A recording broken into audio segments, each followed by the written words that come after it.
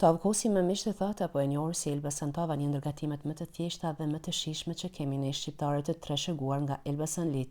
Ndoshta kanë bërë ndonjë ndryshim të vogël, por kjo mënyrë e gatimit na pëlqen gjithmonë dhe e shijojmë pa mas. Fillimisht mishin e thatë e prejmë në këtë mënyrë. Mishin e gjeni tek mishtore Meli në Prishtinë. E kalojmë në ujë të ftohtë, e lëmë për 30 minuta në mënyrë që t'i largohet kripa, pastaj e zihejmë për 1 orë.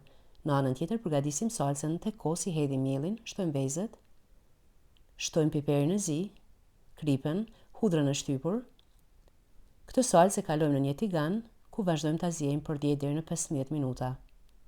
Pastaj shtojmë lëngun e mishit, shtojmë orizin, vazhdojmë ta zihejmë edhe 10 minuta të tjera. Mishin e zier fillimisht e kalojmë në tavë, pastaj salcën e hedhim sipër, shkrim gjalpin, e bashkojmë me piperin në kuq, e hedhim sipër. Tavën e kalojmë në furrë të parangrohur 220 gradë për 20 deri në 25 minuta. Nëse e provoni, ju bëftë mirë.